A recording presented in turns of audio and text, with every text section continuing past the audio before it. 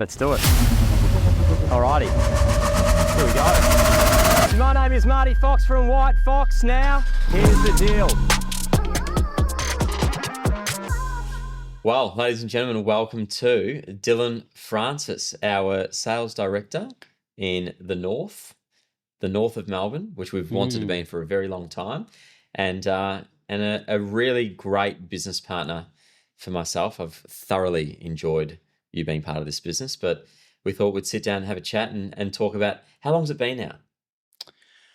Well, White Fox is now 9 months. 9 months. We're not even a year in yet. Really, the flow state's probably been 6 months. Yep. Since getting back from Europe in August, September last year. So it feels like we've been here for 2 or 3 years. So you've had such a profound impact on this group because for those that don't know the agencies within Melbourne and the White Fox team in depth, you were really the first person that we've been able to bring into the business that was at that elite level performance, multiple, $1 million rider, running a team, doing extremely well, but also an agent that was focused on a particular core area. Yeah.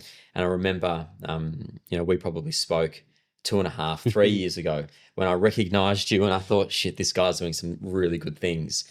And I said, would you ever consider doing something? And you said, look, I'll have a coffee with you, but I bleed the color of my company that I work with. And I said, that's exactly fine. Right, That's fair. But that coffee was amazing. We clicked. There was a genuine, connection and respect there and admiration.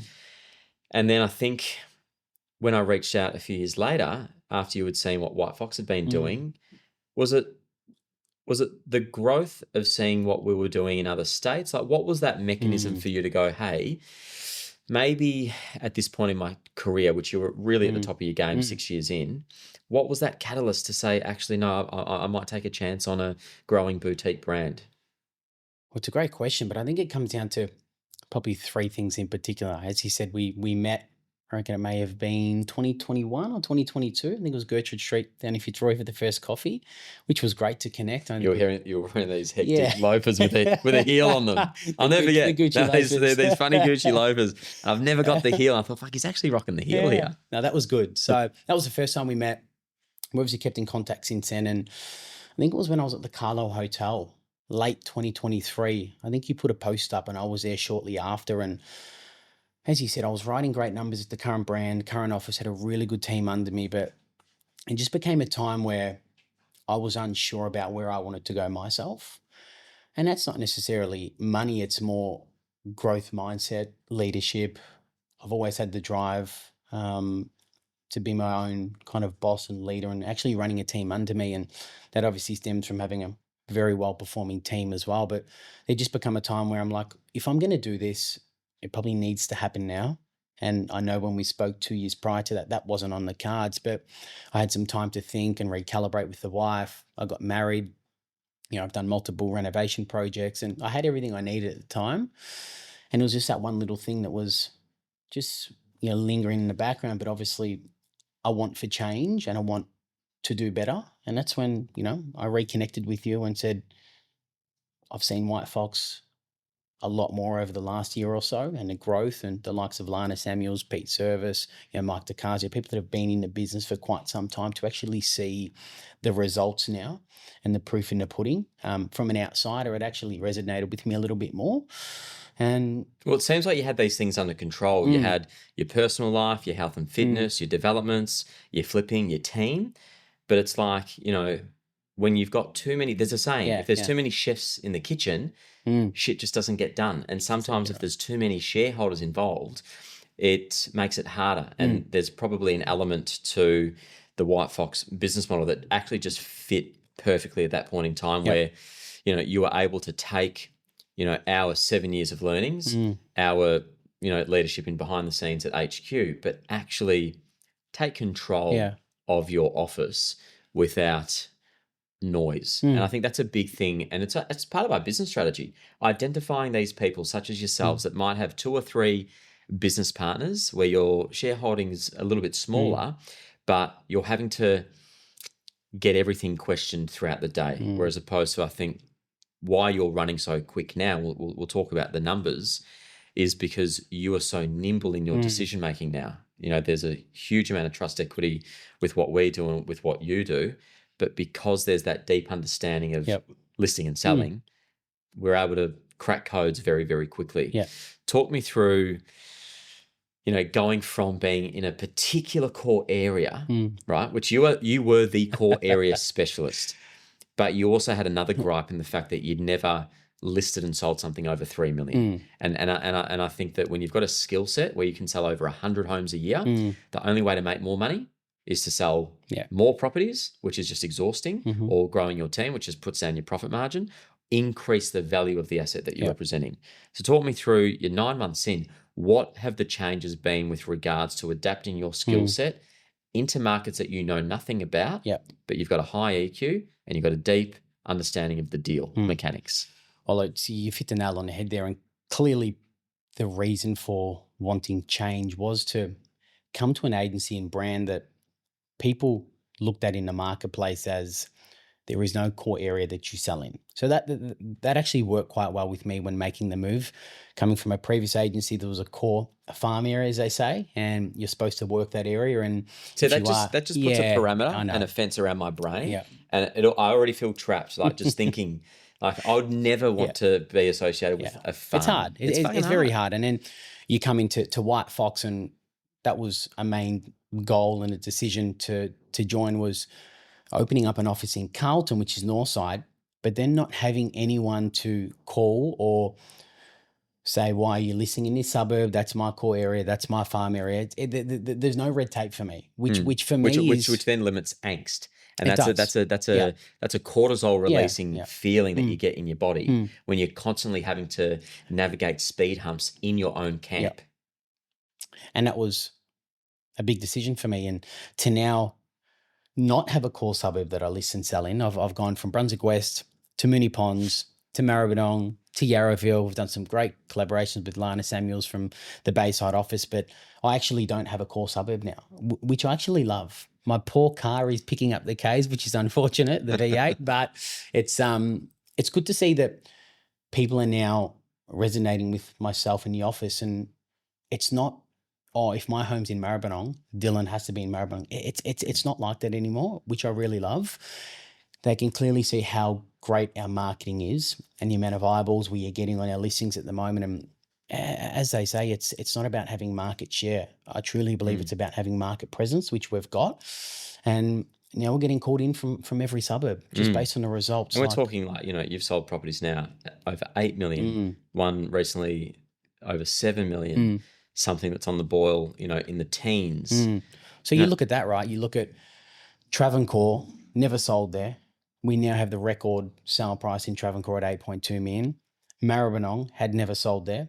Now have the record sale price in Maribyrnong. And as you said, Moonee Ponds, soon to be new record holder in Moonee Ponds, from a person who's left an agency to, trust his gut, but also to have a great business partner and mentoring yourself to actually trust your gut and actually now have no red tape on what we can do. It's, arguably 6 months into flow, and some of the results that, the team and myself are producing with the support of, HQ and marketing and yourself, it's extraordinary. And it's, so exciting to see where the next 6 to 12 months can go. Man, I got to say, it's a really proud feeling, because I remember, the sleepless nights, the rejection, the 2017s, the 2018s, running around like just going hard and having to use those case studies because, we were breaking records. We had sold the most expensive apartment for the year with Leighton Hewitts. We had sold a huge one on Beaconsfield Parade, another one here, another one there.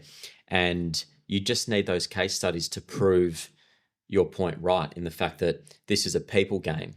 Property is the byproduct of what we do, It's about marketing, it's about engagement, it's about negotiation. But at the end of the day, how you've infiltrated these suburbs, what I want you to know is that it's like when a new player goes to a footy team, but they somehow become part of the fabric. In such a quick amount of time, if I pick up the phone and I call any of our 106 employees right now and I say, give me 5 people that really inspire you in this business and tell me why, I can near guarantee that most of those people will say your name. So you're that guy that if you say that you're going to be there, like in the WhatsApps, in the run clubs, in the Rising Stars, in the SD catch-ups, you've always got something to bring to the table. So you'll never go somewhere, whether it be someone's house, whether it be a social setting, whether it be a training session, without bringing value. I think that's a very, very, very strong gift. It's a gift that allows you to penetrate a market, penetrate a company, and build respect very quickly. And for anyone listening, doesn't matter what business you're in, if you adopt some of these traits that Dylan has, which is this unwavering tenacity, this incredible product knowledge of the craft or the subject that you're dealing in, an energy that is consistent. You're very consistent, very consistent in energy. Yeah. And I know behind the scenes what you go through with certain things. There's pressures in running an office. There's, legal implications when you're leaving a business, which is a whole nother topic, which we could do a podcast on its own. But to have consistent energy, and I spoke about this recently in an Instagram post, is a decision. Like energy is just a mindset. Yeah. How have you been able to get to the mindset that you've got, which is psychotically consistent? Because consistency and reliability are two traits that are so underrated, but they set, I believe, everything up. Absolutely. How do you find that level of consistency? Well, I've always been like that. Coming from a landscaping background, always consistent. So dialed. Yeah, I know. Where's that? It's just my hunger for wanting to be better every day. But why do you have that? What are you actually getting out of bed for? What is it? Just I want to become a better person every day. And I want to make sure that in 5 or 10 or 15 years' time, when I do have a family, that I've done everything possible to set them up. Like, I come across... But see, I feel that they're already set up, because if they just get that same attention, they've actually got the best out already. Yeah. You know what I mean? Like, you've actually already got it. That's what I think is quite cool. I feel like it's more about yourself. Why are you able to go this hard? Because, hey, when those kids come, if they were to come tomorrow, they've already won. Yeah. Okay? Because how you make people feel is your superpower. I want to know, how do you get this level of consistency? Because I don't think that's about these kids or family. Yeah. I think there's something more special to get to that level.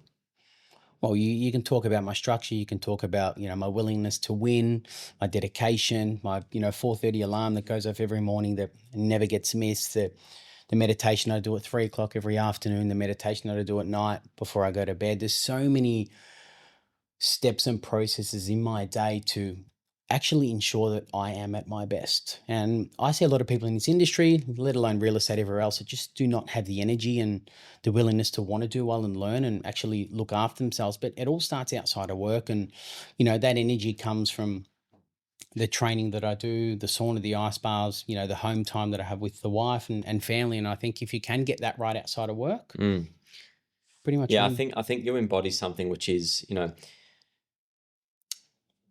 energy isn't moving. Moving is what gives you energy, and you're always moving. Like it's almost like your social media, Instagram stories is your accountability partner. Yeah, because I feel like you post on that. When people know what I'm doing. Correct. People know what you're doing. And I think what it does is it shows them that they can trust you because you're consistent. It's a really bizarre but very basic social media strategy that you have. But I think we are quite similar in that, as in, if I go a day or two without posting, I'm like, what do people think I'm doing? Has Dylan dropped the ball? Has he gone for a run or a gym session today? Where is he at? What has he done? Which is a weird fucking thing that goes through my head. But I think that just keeps me accountable. And I'm always thinking next, which is, I think it's a great thing to always be thinking forward. But sometimes I've got to sit back and actually appreciate a little bit more and, smell the roses a little bit more and, appreciate how far we've come over 7 years in this business. Now, going from elite agent to now running an office, managing people, running sales meetings, running huddles, looking at budgets, making sure that people are hitting targets.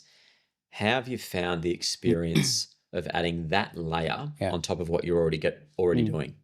It's tough. It's, I don't think you'll find anyone that says it's easy, but for me, being in control and actually making sure that everyone is at their best on a daily basis is motivating to me. It is. And their trajectory is somewhat on my shoulders, which is hard to accept sometimes. But if I know I'm in control 24/7 and I'm at my best version, hopefully that brushes off onto them.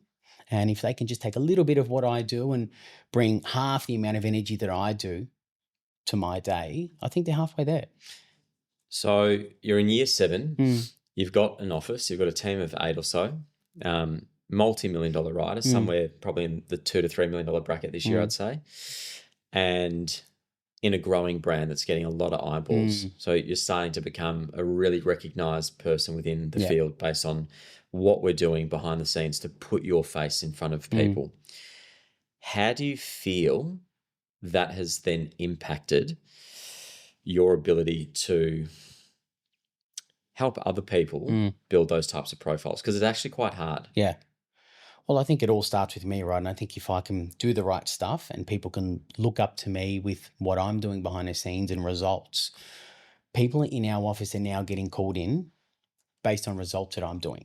So it's a flow and effect. It's not Dylan's getting a call anymore. It's Rebecca or Fedger or Vincent or Paddy. But it's all back down to the work that we're doing collectively behind the scenes together. And now everyone else is starting to reap the rewards, which is exciting. And that's part of the reason that I do what I do. So it can brush onto everyone else and they can take a bit of that energy and sprinkle a little bit on top of them. And leverage you in those moments where they need to see it live. Yeah. And it's crazy because everyone starts somewhere. So your first year in the game, those first 4 years, which are the most crucial, just talk me through your results, but also what you were doing. Because I find that, and you've seen it, you've been part of this business now for 9 years. You've seen a shitload of people come in and you've seen a shitload of people go out. And, you know, the 3 styles of agents are those emerging agents, those growth agents, and then those pinnacle. What were those first 4 years? I probably found it a little bit easier than the average person. And it probably comes back to, Marty, the structure, sticking to what I'm great at. And again, what was that at the time in year 1? At the time, it was connecting in the community. I come from a local football club, local school. I work in a marketplace that I've been in for 20 years. So as a landscaper. So there was a landscaping family business that I did out of school for six years. Traveled the world a lot, went to Europe multiple times, South America, Thailand, Bali. So I kind of got that out of my system. And then at 24, there was just this itch to want to get into real estate. And I got a position at the firm I just left. So I was obviously there for 6.5 years. I don't like to chop and change. And a position arose where it was a cadet, which, you know. Same as what I had. Yeah. The cadet So it is. And it's unfortunately the most $1 productive person in the office, but helping everyone get their shit done. So they said, you'd be in that for 2 years. I think I did that role for 3 months. And then I started listing my own properties within 3 months. And was that because you were good at just asking the question, getting to the point? That's it. And just asking people for business, doing some other things outside of the cadet role. So when you see that moment where there's an opening, how do you ask for the business? What do you say? It's pretty straightforward. Yeah, it's, you know, Dylan from WHITEFOX, previous where I was, obviously a cadet, started a new business. I know we've connected over the last few years. I'm in real estate now, would love the opportunity to catch up and have a chat. And if you're looking to list or sell anything, would love to be the first person you call. And that was just your outreach call? And people actually appreciate that. It's not hard. No, it's not hard. But I love how you said, you know, I was the cadet, this, that, and the other. Like, it doesn't matter. No shit. It doesn't matter. Yeah. So that for 3 months, joined a team after 3 months, and within 6 months of joining that team, I was a campaign buyer manager, and I was listing, I think, 5 or 6 properties on my own as a buyer manager each month. There came a time, probably 2 years in, I said, it's not that it's easy, but I'm moving pretty quickly here. And you cracked the code on. I had some pretty big goals, and I wanted to be a standalone agent and build a team. And I actually got a bit of pushback. And they said, you're probably not ready. I said, no, I'm ready. I'm ready to make this step. And I stepped out to a solo agent when COVID hit. So to actually move away from a salary to a fully commission-based agent, to go out solo over COVID, working from home, and I just doubled down, made the calls where everyone else probably wasn't doing that over the break. And when I come out of that period and we could actually get back into showing some inspections, and you started flying. Yeah, we started flying. In year 1, I think I wrote 5 times more than the original target that I set. month 3, I put on an EA, and then month 6 was a buyer manager. This is in year 1 of stepping out on my own, and then after year. Do you remember what sort of numbers you cracked? Yeah, so year 1 was a goal of 350. We did 1.3, and then year 2 was 2 million. In year 1 as the lead agent. Yeah, wow. Yeah, and then it went up to 2 million, and we haven't looked back since then. So and then this year your goal is to crack 3? Crack 3, yeah. And I felt everyone says it's very hard to get to 1 million. For me, that was the easiest part. Now getting to 2+, it's staff, office, a lot more on my head now to control, to actually perform and write those big numbers as well. Talk to me about the vendor's mindset when you're dealing in 8 to 12 million versus 1 to 2.